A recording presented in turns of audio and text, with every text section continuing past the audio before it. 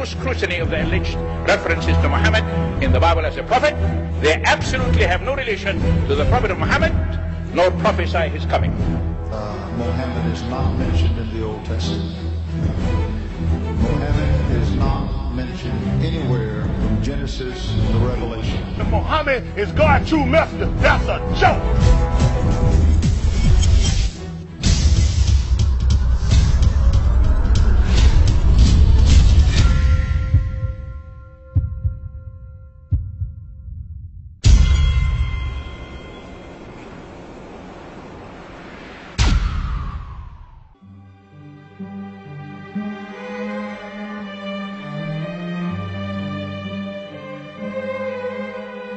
Lo, we inspire thee as we inspired Noah and the prophets after him, as we inspired Abraham and Ishmael and Isaac and Jacob and the tribes, and Jesus and Job and Jonah and Aaron and Solomon, and as we imparted unto David the Psalms.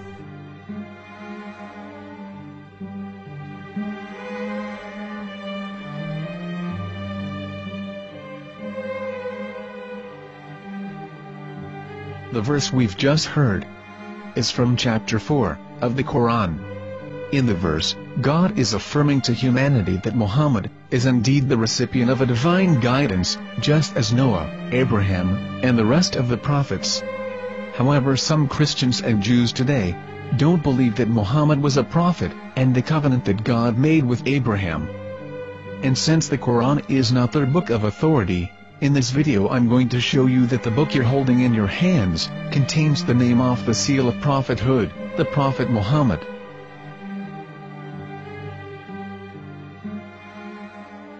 As known, the Old Testament was preserved in the Hebrew language. In the 5th chapter of the Shir HaShirim, which is one of the 5 Megillat or sacred scrolls that are part of the Hebrew Bible, or for short the Song of Solomon, as Christians know it today. That chapter is discussing someone. Jews will say it is discussing Solomon, while Christians will say it is discussing Jesus. Considering this is the Songs of Solomon, it would seem logical that it is discussing Solomon. The verses, describing this mystery man, have the narrator's speech conjugated in the feminine, meaning it is a woman who is describing this man. So it is possible that it is one of Solomon's wives discussing her husband Solomon. However, Christians assert that Jesus is being discussed, and that the chapter is describing a man who was not yet alive at that point. A prophecy.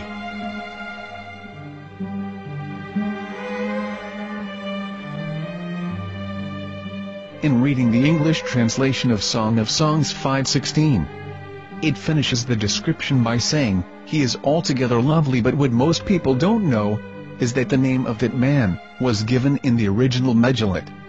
Here is verse 16, and how it is written in ancient Hebrew, before introducing the vowels, in the 8th century. From the Hebrew Bible, on scripturetext.com. Here is the word in question. This word is made of 4 letters. Mem, Het, Mem, Dalet. Now when reading the word as it is written in its original form, with no vowels, it can be read as Muhammad, which is the name of the Muslim prophet, or as Mamad with no A after the H. According to Ben Yehuda's Hebrew English Dictionary, it is correctly pronounced as Muhammad, not Mamad. So how we're going to know for sure if it's pronounced as Muhammad, the Muslim prophet, or as Mamad, a random Hebrew word? The only way is to give the verse to a rabbi, and say to him, "Please read." Here is the Song of Songs 5:16, and how it is read by a rabbi from a Hebrew Jewish site. Please notice, the im in Hebrew is a plural of respect. Hiko mamtakim vechullo Mahamadim ze dodi vezer'i benot Yerushalayim.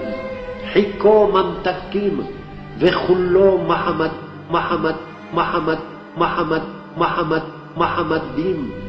זה דודי וזה רעי בנות ירושלים.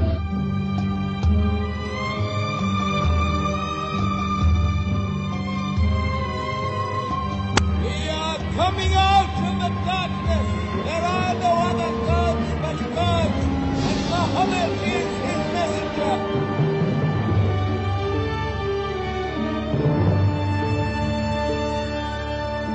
Let the world hear. חיכו ממתקים וכולו מחמדים. זה דודי וזה רעי בנות ירושלים.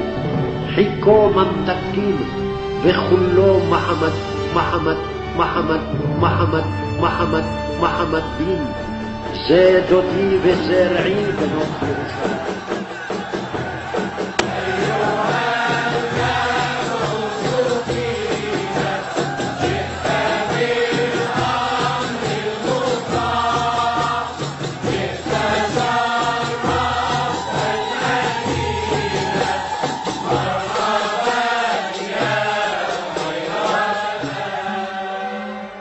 Here is the famous SDL translation tool, which includes a professional human translation, as well as an online translation. We're going to copy our Hebrew word of the Song of Songs, directly from the Jewish site. It's the same site, where you can hear the rabbi reading the verse in Hebrew. All links are in the description, so, we're going to copy the word and paste it, and ask, please translate. Are they going to translate the meaning of the name of that person? As the Bible translators did. Which is the praised and the lovely one, or are they going to keep the name as it is? Well, see it yourself. Here is the World Lingo Translator. The result is the same. It's Muhammad.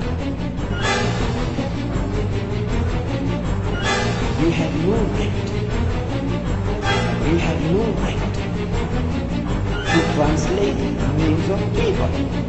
Anybody. Your name should be retained. Mr. Black is Mr. Black, though he's white. You have no right to translate names of people. But they have been doing that. Muhammad they translated as altogether lovely. But the word Muhammad is there in the Hebrew language. The word Muhammad is there in the Hebrew language.